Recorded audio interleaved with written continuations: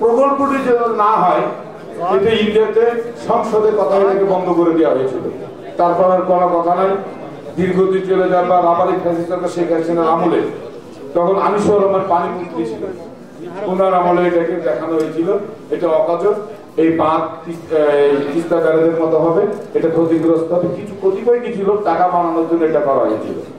চিন্তা করেন আজকে প্রায় এই 16টা জেলার মানুষ যেখানে ক্ষতিগ্রস্ত, সেখানে একটা অহেতুক বদনাম দিয়ে প্রজেক্টটা বন্ধ করে দেয় সরকার শেখ হাসিনার আমলে।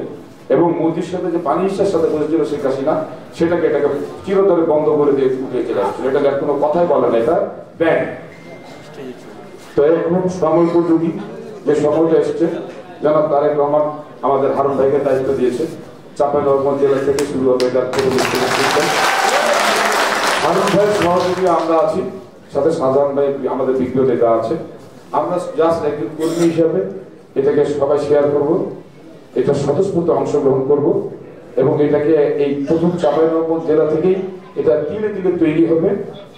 এটা তৈরি পর্যন্ত যদি আমরা রেডি করতে পারি, সূচনাটা যদি খুব সুন্দর হয়, তাহলে কিন্তু ওটাই সত্যি পর্যন্ত যা ঠিক হবে। আর আমাদের সূচনাটা যদি খারাপ হয়, তাহলে এটা কিন্তু নিমিশে শেষ হয়ে যাবে। তো আমার বিশ্বাস চাঁপাইনবাবগঞ্জ জেলার হাতে, মানুষের হাতে যে বিএনপির যে নেতৃত্ব আছে, ইনশাআল্লাহ এটা আমরা কুষ্টিয়া পর্যন্ত পৌঁছাতে, ঈশ্বরদী পর্যন্ত পৌঁছাতে আমি বক্তৃতা দিতে পারি না তেমন একটা, তবে কিছু ওয়াদা করতে পারি ইনশাআল্লাহ। আমি কথা দিচ্ছি আমরা যথাযথভাবে আমাদের 3 থানার যে মানুষ আছে এটাকে আমি সংগঠিত করব এবং 6 তারিখ এবং 7 তারিখ এটার উদ্দেশ্যে আমরা হারুন ভাই এবং সাদ্দাম ভাই আমাদের 2 থানায় যাবে। পরবর্তী গোমস্তাপুর থানার টাইমটা আমি জানিয়ে দেবো হারুন ভাইকে, ওইটি অনুযায়ী আরেকটা মিটিং হবে। টোটাল 5টা থানা 5টা জনসভা করবো হারুন ভাই বলেছে, সেই অনুযায়ী আমরা একটা বিশাল প্রোগ্রাম করবো চাঁপাইনবাবগঞ্জ জেলাতে, যে তার 1 লক্ষর উপরে মানুষ এটা বিস্তারিত হারুন ভাই বলবে, ওনার প্ল্যানিং এটা আমাকে শেয়ার করেছে। এটার ভিত্তিতে আমরা আজকে যে মিটিং গুলো এখনো বসে করলাম, ডেটগুলো ফিক্স করেছি। ইনশাআল্লাহ এটা ত্রুটি হবে না। আর আমি বারবার একটা কথা বলবো, আমরা খুব বেশি উৎসাহী যেন না হয় এবং এটাকে কাজ হিসাবে নিই। চলো জি ভাই, হারকে পদ্মা বাঁচাই, এই কথাটা রেগুলারলি 3-4 বার বলা প্র্যাকটিস শুরু করে দেন আপনারা, তাহলে এটা মনের ভিতরে গেঁথে যাবে এবং এটা একটা সুন্দর উপকার ধারণ করবে আগামী দিনের জন্য। এবং এটা খুব শর্ট টাইমে এটা শুরু করবো। এটা নিজের সাথে কমিটমেন্ট, দলের চাইতে মানে দলের কাছে কমিটমেন্ট, নিজের কাছে নিজের কমিটমেন্ট, কি এটা বাস্তবায়নের জন্য আমার যা যা করার দরকার আমার অবস্থান থেকে আমি করবো। আপনার করবো না ইনশাআল্লাহ। প্রাণ ইউএইচটি মিল্ক, শুদ্ধতায় ও মমতায় সব সময় সেরা স্বাদে। আপনারা তো পরিষ্কার যে ভারত আমাদের, যদিও যারা বলে ভারত আমাদের বন্ধু, প্রকৃত আমাদের বন্ধু নয়।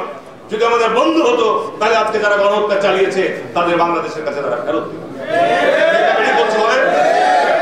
1000, 2000 নয়, অন্যায়ভাবে 15 বছর ক্ষমতা দখল করে থেকেছে, বিনা ভোটে ক্ষমতা দখল করে থেকেছে।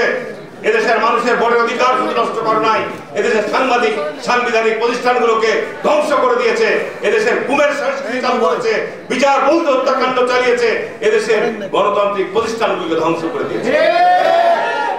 আজকে সেই অবস্থা থেকে আমাদের দেশকে বেরিয়ে আসতে হবে। আমরা ভারতের সাথে যতই আমাদের বন্ধুত্বপূর্ণ সম্পর্ক সৃষ্টি করতে চাই না কেন, স্মারক তৈরি করা হয়েছে যে আমাদের অভিন্ন সমস্যাগুলো নিয়ে আমরা আলাপ আলোচনার মধ্য দিয়ে আমাদের সমস্যার সমাধান করব।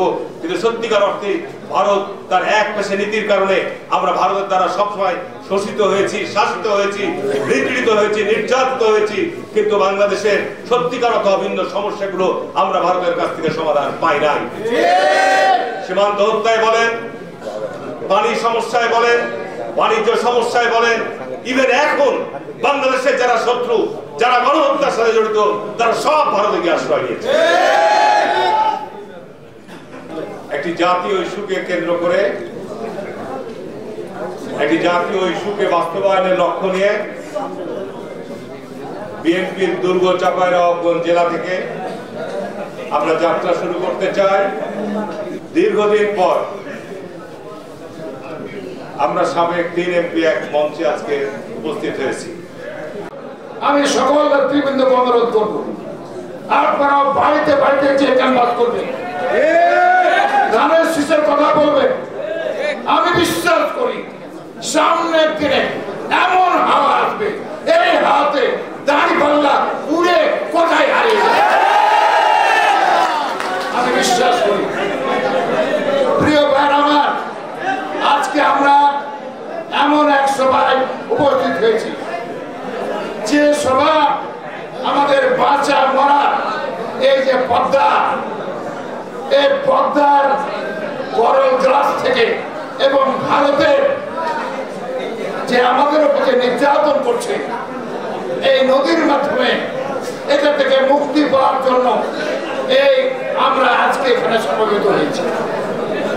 প্রিয় ভাইয়ের আমার, যে আপনারা সবাই এটাকে একটা সামাজিক আন্দোলন হিসেবে গ্রহণ করবেন।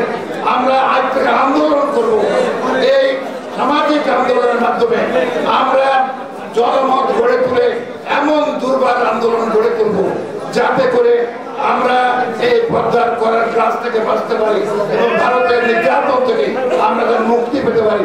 ভারতের বিরুদ্ধে দরকার আমরা আন্দোলন গড়ে তুলব দেশীয়ভাবে এবং আন্তর্জাতিকভাবে।